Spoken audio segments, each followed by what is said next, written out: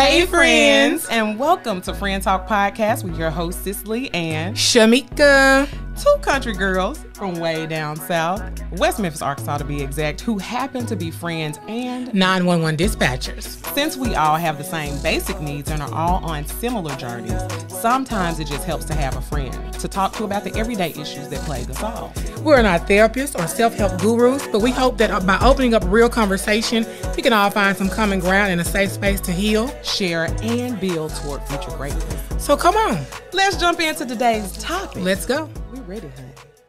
Hey, friends, and welcome to Fren Talk Podcast with your host, Cicely and Shamika. Y'all, we are back today, and it feels like we've been gone forever. It feels like a long time. Even though it's not necessarily a long time. But it just feels like it. Yeah, it does. It feels like it's been a minute since we've been in studio. Yes. So what's been going on with y'all between the last time y'all were here? Not much for us. Working. And working. Did y'all catch the last podcast episode? Hopefully you did. Church people, y'all leave us some feedback on that one. I don't think we even had time. We didn't. To even go through the video, chop it up. I mean, we just been super busy with work as far as. And then it's like we said, something in the atmosphere got us thrown off our game. Yeah, and we were literally just talking, and there's so many people right now that I've even seen, and so I thought it was just me. It ain't. But I have been super emotional lately and super tired. Energy just been drained. We've been working a bunch of 12s at work. And now y'all have. I mean, it's been crazy. Someone asked me the other day at work about you. Yeah, we've been working a lot. And I'm telling y'all, I've just had 3 off days in a row, and I slept the first 2. So tired. And it's crazy because guess what we're talking about today? Work. Dispatching. So many people ask us. The pros and cons, the good stuff, what we like, what we don't like, everything. It's a lot of stuff we like. It's a lot of stuff we don't like. Mm-hmm. But dispatchers are your first responders. You don't ever see us, but we're the. But you hear us. But you hear us. And who doesn't want to hear this voice when you call 911? But anywho. And we both work for a couple different agencies. We actually have both worked for the same agencies. In our careers. Yeah, in our careers. Me and Mika actually became good friends through dispatching. So, even though we went to school together. Yeah, we went to school together, junior high through high school. Yes. But it's as adults we came. Right. Yeah, we kind of we started working together. We connected on the job. Mm-hmm. But what are we going to talk about? Let's go. What do you think the people want to know? Yeah, okay, so the pros, what do you think some of the pros are? To help people. Okay. I love helping people. Mm-hmm. I don't know, it just gives me satisfaction. Mm-hmm. Helping people just does something to me. If you work at a smaller department, if you're nosy, that's a really big pro because you get in everybody's business. But you're going to know the tea. I'm not in my smaller department anymore, so I can't be as nosy because I don't know these people. But, that might be a pro too. That's true. There might be a pro. But people want to know, the stress of it. Is it fun?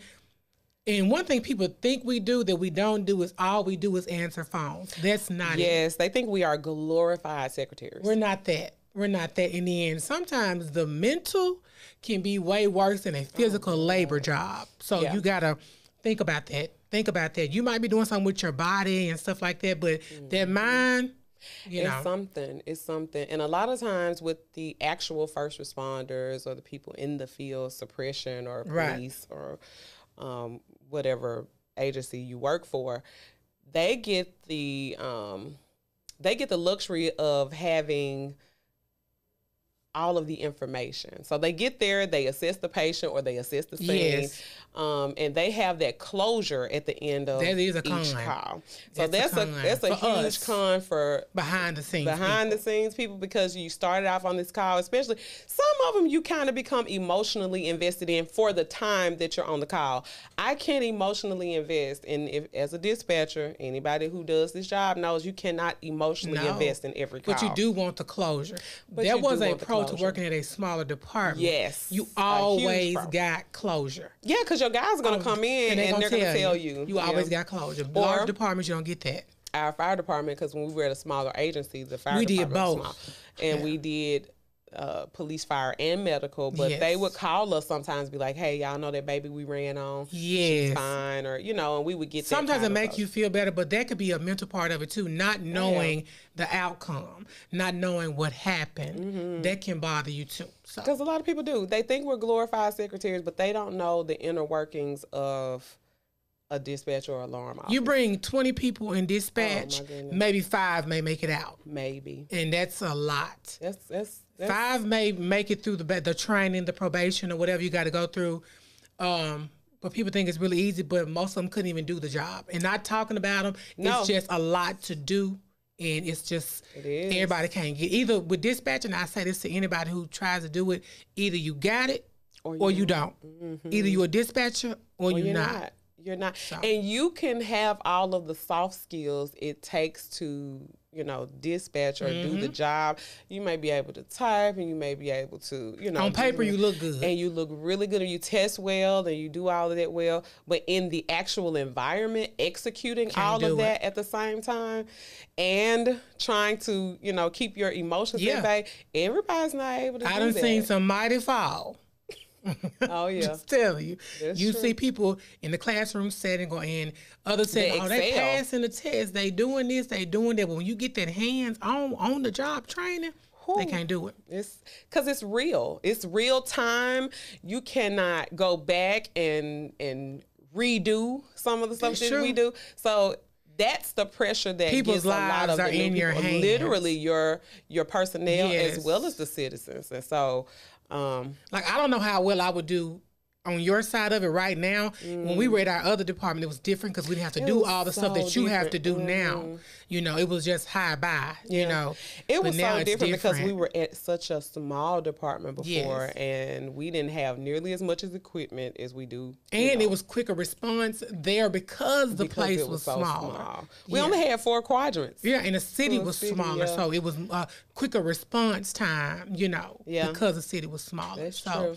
It's just, I don't know, like I said, I don't know if I could do your side of it now. My side is fire and medical. Yeah. Law enforcement. So, but kudos. Because I listen sometimes, so kudos. Because we're EMD certified, which means that we're emergency medical dispatchers on my side, which is, dispatchers do have to obtain licensure and certifications for different things. And one of our certifications is emergency medical dispatchers. Is a lot of times we are rendering first. We're the first responders, and we're rendering help until our first responders actually make the scene. Right. And so y'all hang on, because Mika works in a primary PSAP, so she's actually my primary PSAP. So whatever calls come into her, she actually, if they're needing, fire or medical, she rolls them over, or they roll them over. She give you the dispatch talk with their primary PSAP. You know what I'm saying? Everybody know what that is. PSAP, I'm sorry, because we are speaking dispatchers talk, but it's a primary answering point. So she's the answering point. And then if they need fire or medical, she rolls it over to the agency that I work for. But one thing that's a pro for me is that the work is repetition, but it's not mundane, because every call, I like that every different. Call is different. Yes. Some of them, even though, like I say, it's all routine until it's not, but the one thing about a dispatcher is that we are not talking to anybody who is having the best day of their life. No. So when you on that phone, more than likely they worse than yours. So try to be compassionate, have some compassion, sympathy, whatever, empathy, all of that. You know, so just always, I don't care how bad your day is, don't bring it to work. Because the person on the other end of that phone most of the time is having a worse day than you. So please, just empathy, like she said, compassion, just be professional. Yeah. Be professional. Be professional, and also sometimes it doesn't hurt to think about, how you would want somebody to speak to your family if they were calling. And I'm gonna say this because sometimes other agencies, as well as our co-workers and citizens that might call, will say, well, dang, she was trying to rush me through it. But that's because what the public doesn't understand, and I really think the public should understand, is that we have a certain amount of time to gather critical information. Yeah, y'all do. We have a certain amount of time to gather critical information, and make sure that we have all the pertinent information. And then we have to relay this information to the responders. And so we don't want to hear the backstory. We don't want you to tell us what happened 3 weeks ago. I need the meat and potatoes. Yeah, what's going on right now that you need? Yes. A fire truck or an ambulance. I'm going to throw something in there. When you call 911 or you call the police. How you doing? And I'm asking you what's going on. I don't need to know, like she said, the whole backstory. What happened last week? This is what I do. I'm really professional. I'm like, I hate to cut you off, but I need to know, why do you need us right now at this moment? You could discuss that with the officers when they get there, but I need that meat and potato. I need what's going on right now. Yes. I don't need nothing else. Just give me that so I can get you some help. Yeah, for sure. And a lot of, I guess, I really want to educate the public on a couple things. Because I've seen different shows. I've seen TikToks. You know, they do the ones where people talk about the dispatcher was taking so long and she was asking so many questions. But you all don't understand that every question that dispatcher is asking, in most cases, because if you are EMD certified, and if it is a medical type call or some type of entrapment or something like that, these are prescribed questions. Number one, please know where you are. Know where you are. Know where you are. That's the number one. Number one, because if I know where you are, I don't need nothing else from you, because I can get you some help. Yeah, because you might not be able to get anything else out right, after but know where you are. Tell me where you are. Yes. But if you don't know anything else, know your location. Please. Y'all. That is so important. If you can't tell me an exact location, at least be able to give me 2 cross streets. Even now, since I'm not from here where we live at, I look at roads as I pass them. So if something happened and I got a call, I'd be like, well, I just passed this and I'm on this. Yes. Know where you are. Yeah. Because again, I don't need your name or nothing else. I mean, I need it, but I don't have to have it to get you help. So if you please know where you are, we can get some help. Yes. And that's the first thing we're going to ask you. And this is the problem with a lot of times the public, when they have to go through a primary PSAP or a primary answering point. By the time y'all roll the call over to me, I'm going to re-ask the same questions. And the caller has to tell me, not the other agency. Right. The caller has to tell me what their exact location is, or what's the location of your emergency. Then they get frustrated, upset. And so now they're frustrated. But see, what we do now, some of us do, I prep them for that. I get your name and address, and I be like, well, I'm going to transfer you, but they're going to ask you this same question, so just be prepared so they won't have an attitude by the time they get it over there. And that helps. That helps a lot. And but other than that, like, just know where you are. Yeah. Okay, so let's backtrack a little bit. What would you say some cons are to dispatching? Again, the people that call can be so rude. When I'm your help. I'm trying to help you. Yeah. You know, what I'm here for. That's why I'm here. So calling and cursing me. And you called me. You know, now I'm used to getting cursed out. Actually, at this point, it's really funny, especially like when a mental person calls and they curse you out. It's like you be waiting on it. You know, you already know it's coming. You know, you got your regulars. You know, like I ain't gonna say the woman called me that time, but you know, or the man said I was like, hey, I'm just trying to help you. Just trying to help you here. That's it. You need me, and apparently I need you for a job. So yeah, I'm just trying to help you. But the cons are a lot of times the citizens, or like me and you were talking about. One of the downsides of law enforcement is when you answer a phone and the person that's calling is related to a law enforcement officer, or they know the law enforcement officer. Don't let them know somebody high up. You know, and they want to tell you, baby, they not answering this phone. Yeah, and you're a citizen. And yes. Do you think that because you know somebody that what you're going through is more important than somebody else that's going through something? It's not. Yeah, we're prioritizing. That's part of your job as a dispatcher is you have to know how to prioritize. Some things are high priority while other things can wait. If you're just trying to make a report, you're going to have to wait if we get a hot call where a burglary going on, a shooting going on, and you just calling because somebody stole your wallet. Yeah. Go ahead and call and cancel them credit cards, and we'll get to you in a minute. We'll be there as soon as we can get there. Now, fortunately and unfortunately, in the environment that I work in, we don't have the luxury of holding calls because every single one we get because you're medical. Because it's going to be either something medical or something is burning down. You know what I don't like about on your side when people be like, when the ambulance come, I need it. How long is it going to take? You don't give. They come. They emergency. They're coming. They're coming 911. Yeah, and that kind of depends on the priority of the call. So if it's the alpha level call, which is the lowest priority, then they're coming routine. But anything else, they're coming lights and sirens. And I don't like when people say that. Tell them don't turn the lights and sirens on. Baby, you can't tell the people how to work. Yeah, you don't get to dictate protocol. That's what people don't understand. That's protocol. I don't want the police come to my house. Well, you called them. But you called. Well, go somewhere else and meet them. Yeah. You know, they coming. But lights and sirens, depending on the call. That's some of the pros is, I guess after you've done the job long enough and you're able to problem solve, it's kind of dealing with callers. Because one thing, we get graded to keep callers calm or to be able to diffuse situations. And that's why, you know, that could lead into a whole nother topic. That's why if I'm a dispatcher and I have to diffuse a situation. And this is on calls and in real life, don't tell people to calm down. They just make them get more upset. I just call your name. When you call somebody's name, it gets their attention. You know, they call that repetitive. You know, I'm just gonna say ma'am today. I can't say your name, but like ma'am, ma'am. If you call their name and then it makes it also like you're familiar with them, so it's like, oh, she might, you know, she know me or something like that. So they all calm down. I'm gonna say call their names. A lot of times you have some callers that are so irate that you have to, and this is a little trick for new dispatchers. If you get quiet enough that they're speaking and they hear themselves speaking and they don't hear you, that kind of... That's a hello? Hey, are you still there? I am, and I was waiting for you to calm down.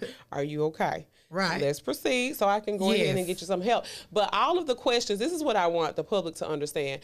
Whenever the dispatcher is asking you questions, none of that is delaying help. It's now, not. Because that is I think that's what's the driving force behind. A lot of times they're like, I'm answering so many questions and nobody's helping me. But they're already on the way. 9 times out of 10, if I'm speaking to you, every dispatcher in their room sees the same call that I'm looking at and has access to. So if I'm talking to you, my partner's probably going to dispatch. So my thing is, like I tell people when they get upset about the questions, I'm doing this for officer safety. I need to know everything I need to know for officer safety. That's my main thing. Getting you help and making sure that the officer that's helping you is safe. That's right. So that's my thing, because we got to make sure these people get home at night. So that's my thing, officer safety. You know what? One of my pros is that we are always one of my cons, rather, is we're always problem solving. Where people think we are glorified secretaries. We do a lot. We are sitting there with 8 to 10 screens in front of our face, and we are monitoring every single one of them. Yes. Part of it is our CAD system. Y'all don't hear about none of that. Multitasking is a must. Like, you cannot dispatch. In my side with law enforcement, I gotta depending on, because we have a lot of radios or whatever. So depending on what radio I'm on, I got to be typing while you talk. I got to anticipate what you're going to say. So I got to type and talk to you and do this at the same time, so people can't do that. Like, whatever you're saying to me, I got to make sure it's in the computer. I got to make sure that I relay it or repeat it or do this or do that. It's a lot of commands and stuff you got to do. And I wish everybody could do the job, and I wish everybody could see me do the job to know that it ain't about sitting down, because I hate when the guys say, all you do is sit down. Sitting down in the air conditioning. That'll damn near make me quit talking to you. Yeah, because it's disrespectful. It's disrespectful. You're not even attempting to understand that, you know, before you get to a scene. All you do is move stuff on the line. Before you get to a scene, we have to assess it. Yes. Just by what we hear. We got to make it visible to the people that are responding. Exactly. I have to take what I hear and I have to relay that. Yes. You know, in a way that you understand, in a way that I can protect you and so when your people get there, they see exactly what I just told you. That's right. If she said a man laying on the floor, blah, blah, blah, they're going to see that because she put it in there, so now they can visualize it. And when they get there, they see exactly what was put in their call. You know, so it's a lot of pros and it's some cons. Now I'm gonna say this: I do love what I do, because I'm gonna say this. And I'm not bragging, toot my own horn, but beep, whatever you want to call it. I'm good at what I do. Oh yeah, I'm good at what I do, and I like doing it. But you know, people get on your nerves. We're gonna go into another thing about it. Is we're gonna bring this one here with the co-workers and everything, because any dispatch center, there are 90% female.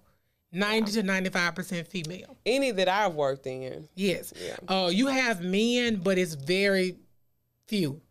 In my department now, I probably say we 97% women, and 3% men. Yeah. So with that comes a lot of cattiness, a lot of envy and jealousy. You know, you just got to work through it. Something I've prided myself in for the last almost 15 years of doing what I do, not getting involved in drama. But as me and my friend talked about, they will bring you in it. They will bring you in it, but they will still try to bring you in. Let me say this. Dispatch environment, and I'm not trying to deter anybody who wants to do it, it's a toxic environment. It can be a very toxic work environment, a very toxic work culture. Because a lot of times, because you're heard and not seen, it's that way too for your department. They hear about you. They don't see you a lot. And so a lot of things go unseen and undone. Yeah. But it's just, or don't let anybody start liking you. And I'm not talking about like as a relationship. Oh, God. But don't let you be a popular person within that department. Oh, baby, the daggers come out. Yeah, the daggers come out. People don't. Oh, they might suggest you having sex with the higher ups to get where you're favors. You know, baby. I'm just me. People like you. People like you for your personality, and people don't like you for your personality. Oh yeah. People don't like you just because the way God made you, and that's something you got to take up with him. You got to take. You and Big Dog got to talk about that because ain't nothing I can do. I mean, but I go in every day. I don't bring my problems to work. I don't care what's going on in my life. I'm not bringing that to work because it ain't nobody's fault. That's my business, my personal. And this job is stressful enough. It's like if you are already stressed out, because not one of those calls that you're going to take on your shift is going to be just somebody. Well, every now and again, you get one or two people that might call and thank you for your service. You do, and I really do love that. And I appreciate those people because not a lot of people think. Or people just call, or when you talk to them on the phone, they be just somehow, oh my God, you are so nice. I never get that when I call, or I never, thank you for being so sweet and professional and all of that. So it sometimes you have good days, but it's a toxic environment. And sometimes the abuse from citizens and some of your personnel is very real. I liked our old agency because their chief was like, look, y'all don't have to hang on this phone and take anybody's abuse, be it verbal or whatever. He said, if if they're cussing you out, hang up. And then you got to, like where we at now, especially me, we got to respond on every call. Yeah. When I was at our old department, I remember Lieutenant telling me, weed out the bullshit. You know what these people, absolutely. You're tying up your manpower, you're doing this, you're doing that. Because people, we're going to go back to the toxicity, but people will call the police for anything. What the hell can the police do about a snake up in your house? They scared too. Call animal control. They don't even do nothing. It's a snake. Yeah. You have to call pests. Yeah, call somebody, but don't call the wildlife. And people really get it twisted. My son was asking me, he said, Mom, so y'all don't rescue cats out of trees? I'm like, that's such a I'm going to tell you something what's funny. I really thought that too. And then I called and they was like, nah, I said, well, people on TV do it. I thought they did too. And see, there's such a misconception. And that's why the public is so confused. Because they think you do everything. Yeah, we don't. If your vehicle is locked, unless there is a child or animal in emergency situation, we not open it. We're not opening your door. But yeah, this work environment can be draining, and the burnout can happen very fast if you let it.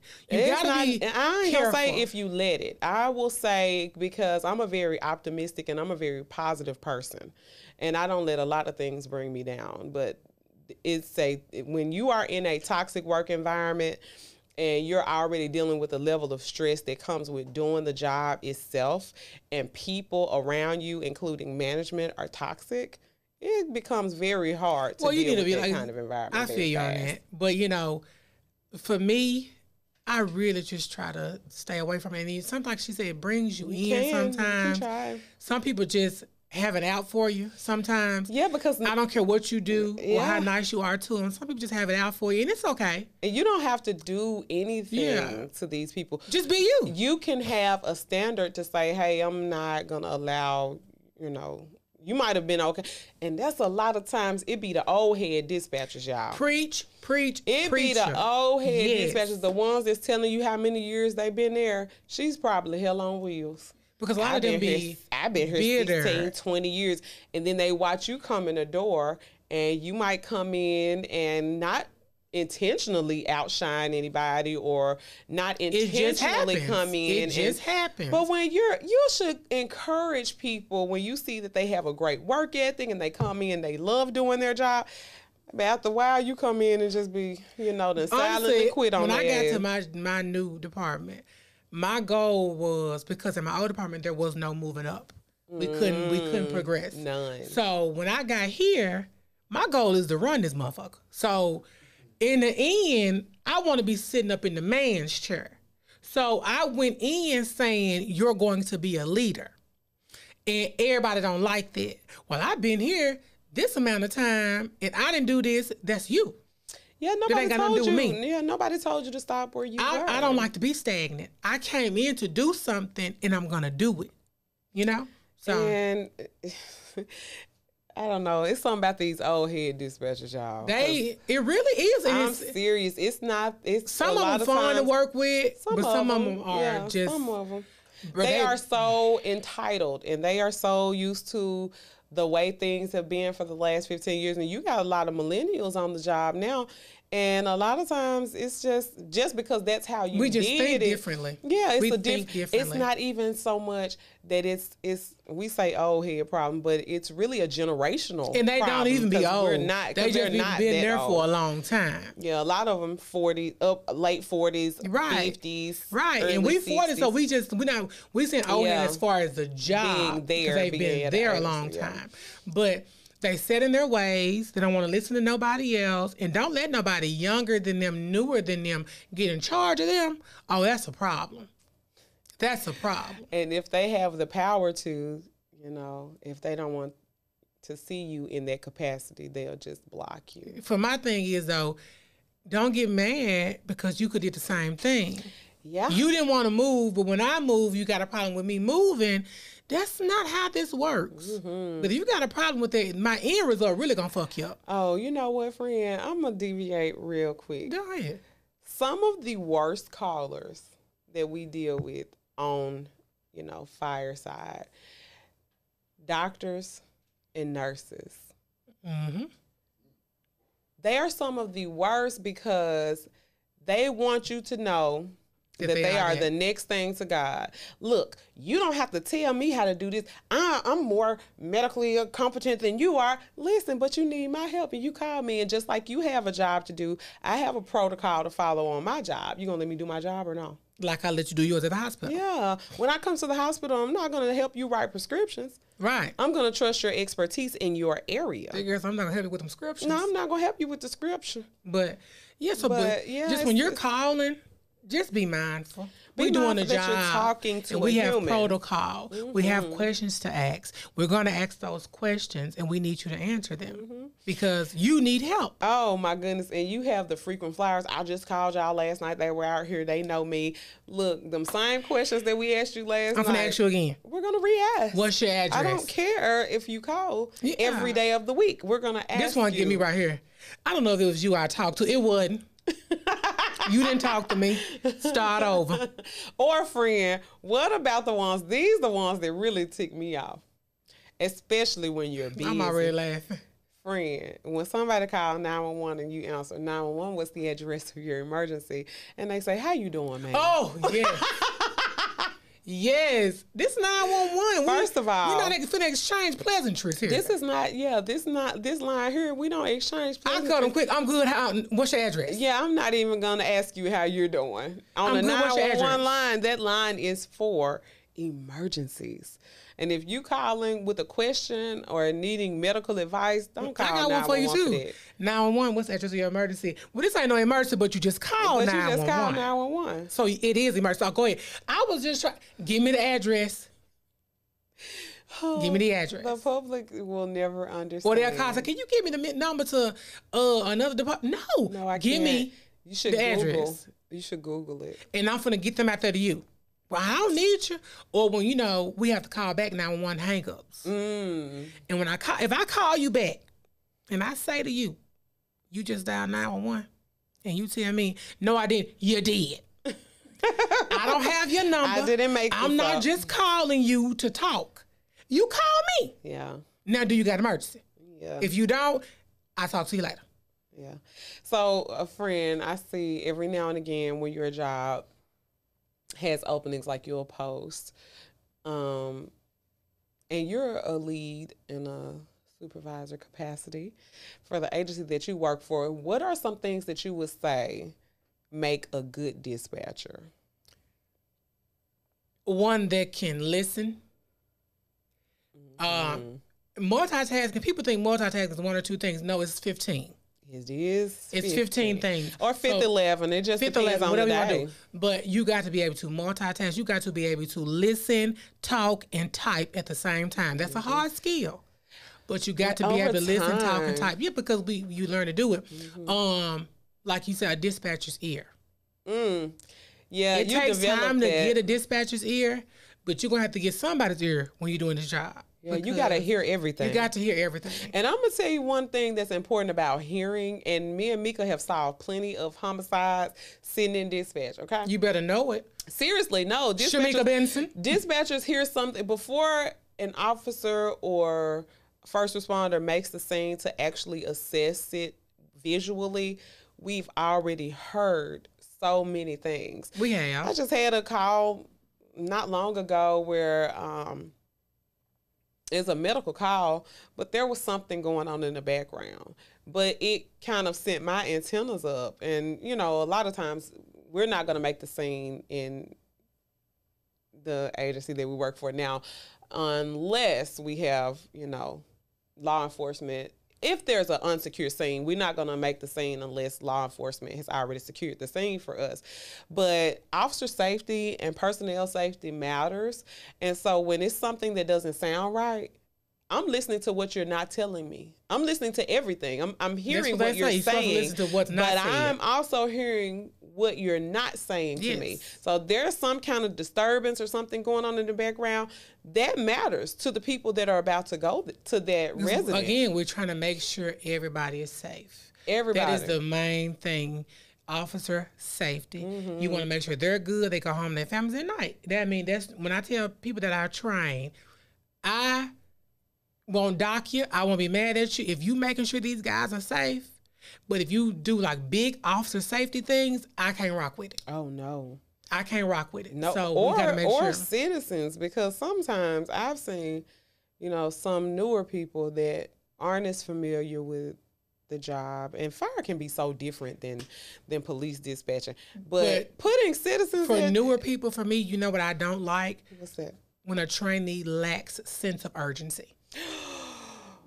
I don't you like cannot that. Come in an emergency. I put that in evaluations. I lack sense of urgency, baby. You gotta have urgency. Everything don't need urgency. Yes, but you need to have urgency. I need you to have urgency, but I need you on the flip side to be able to remain calm under pressure. Yes, because that's the name of our job. But you need to know that this is important. This has to go. Yeah, don't be in here like a sloth. Yeah, that will quickly let me know, and I got to let my higher ups know this ain't the job for you. Please love. Put some pep in your step. Yeah, this ain't for you. You have to know how to prioritize in this job, and so I think that would be more so on y'all side as far as what calls y'all can hold, what calls have to go out. Like I said, on our side, y'all got to go out. Yeah, we can prioritize, because if it's just somebody stole a tag off your car, right, you might have to wait, because we got 4 or 5 calls that are way more important, hot, stuff going on right now. So you might have to wait, but that's okay. And we don't give you an ETA. We don't give you a time frame. It's just when we have somebody available, then they'll come and they'll take your report, And don't think a dispatcher is being rude if she's needing you to get to the point. She or he has to gather as much information as they can in a short amount of time and keep everybody safe while doing their job. Because people try to tell you, Well, it started in 2015. Yeah, with no, so I and don't so care and when so they and start so. having strokes. I need to know what happened What's here going on today now? that you need me. I don't care if y'all had something last week or whatever. I need to know what's going on right now because I need to get this information out so I can get you some help. It's all about helping you. So I need to get you some help. I need you to be ready to give me the information. Yeah. And always location. I can't stress it enough. Location. If y'all don't hear anything else we're saying, when y'all call 911, know where you are. If you don't know exactly where you are, look around you. Look, when you're traveling on the interstate, look at your mile markers. Look at the last one you passed. You know, look at the last gas station you passed. Was it on the right side of the interstate or the left side of the interstate? Were you traveling eastbound or westbound?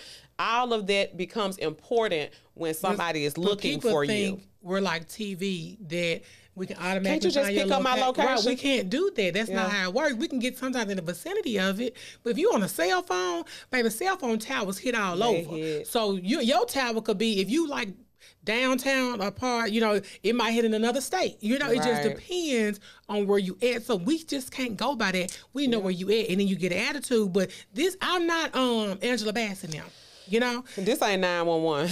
I mean, I look good like her, but I'm not saying but I'm not her, so we can't do that. Yeah. We don't do that. Can't y'all just get my location and I just call? I mean, we can get it if you give it. Yeah, it doesn't work like that. It does not. Technology is constantly evolving. We have the rapid SOS and stuff like that now, which helps out out a lot with location. However, nothing beats knowing where you are. Physical address. Yes. Nothing beats a physical address. Like I tell them, give me a location or address or 2 cross streets. You know when that becomes really hard, though?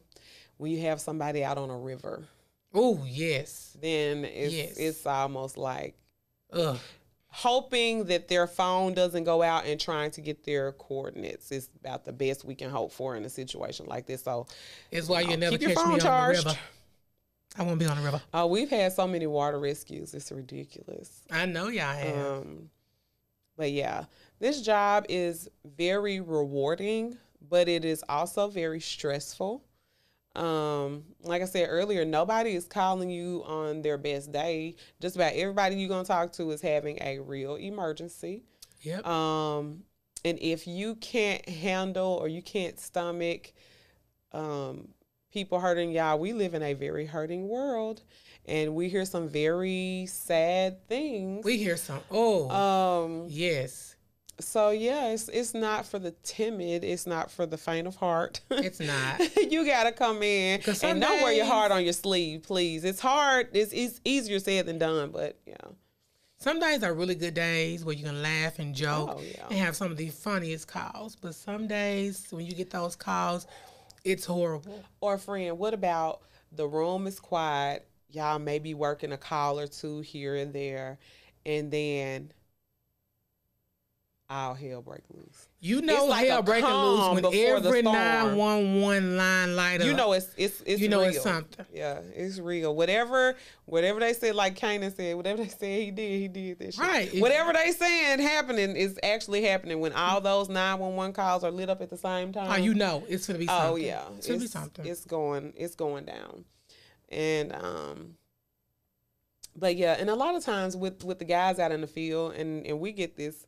I have a couple friends that work for the department, and they'll say, well, why y'all don't give us more time? Because they got to get up. They sometimes got to put on turnouts, this, that, and the third. Yeah, everything we do is protocol. Just like everything y'all do. Just like everything y'all have to do is protocol. So it's not that we want to bug y'all or we're not trying, because we're trying to cover our bases here in a short amount of time. But if it's something that y'all don't like, it's something that administration and we've probably deemed necessary. Yeah.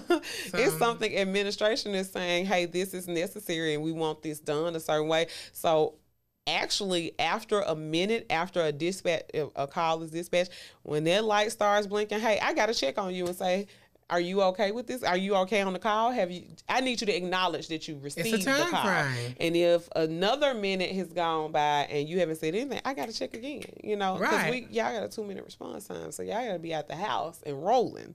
So it's not that we want to Y'all be is way more time sensitive. Oh yeah. It's not that we want to be a pain in the ass, but this is what these people that pay me to do this job. Pay both of us. Yeah, this is what they asked us to do. So this is what I have to. Not that I want to get on your bad side or, you know, have you on mine, but this is what they want us to do. We got to do it. We have to. This is a job. You know, this is how I feed my kid. Y'all want me to feed my kid, don't you? We got to eat. Feed my kid. This is how we do that. That's how we do it. You gotta feed our kid. And like to eat. That could have been a thumbnail. He like to eat. And he like to eat. But our job kid grown and like to eat, so. Man, our job is a lot of repetition. Because we say it's not mundane because every call is different. But a lot of our job, and this is for newer people who are thinking about entering the dispatch world, we're talking about, you know, years worth of experience. 14 years, almost 15 in for me altogether. 12 for me. It was 12 altogether. Because I started in 08. 10 for me. Yeah, I started in 08. So yeah, it's not for the faint of heart, but I always say this: you don't have to be a rocket scientist to do this job, but you do have to love people, and you have to be able to multitask. There are some people that can type, multitask, know their direction, can read a map, and still can't dispatch because they can't remain calm under pressure, or you can't think. Because it's a lot of critical thinking that goes on, y'all. Because, okay, we're taking information from a caller. We're looking at a vicinity, especially where fire is concerned, or especially a hazmat incident. The direction of the wind matters. You know, the location of the call matters for responders. Because what kind of vehicle are they responding in? You got to sometimes dispatch specialized equipment because a ladder might not be able to go where this squad can go, you know? So it's all kinds of things that we have to take into account on our side because if it's a brush fire, you know, you're going to need something that can get off road, you know? So you have to think about... It's a lot of stuff you got to... Critical thinking. Think about all that. It's a lot of critical thinking. You cannot get emotionally invested in your calls.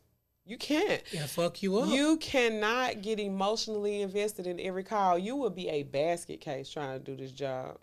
You know, and a lot of times in just behind the scenes, it's cops, doctors, lawyers, nurses, whatever field you work in, you learn to I think that's kind of how we cope with it is we joke sometimes or we'll talk amongst ourselves and kind of decompress and de-stress in the office with each other because it's hard to talk about this kind of stuff with other people, but with people who do it, you know, we laugh and joke. Well, you know, they're like, y'all laugh and joke about anything. It's just that's what helps us. It helps. It might not help other people, but the stuff we hear sometimes, and you need if somebody been through it with you, they understand it, so we can laugh about certain stuff. And it's not that the situation is funny in itself. It might be how we handle the situation. I think it's really a coping mechanism because. I mean, it's just like working in a funeral home. Death is not something that is off limits for you if that's what you deal with every day. You can talk about it, but it's better to talk about it with somebody who does the funeral home business with you. And so a lot of times we might sit in there and joke and laugh and, you know, even though the situation might not be funny, but just to kind of decompress and kind of offer each other some support. Like, okay, yeah, I know.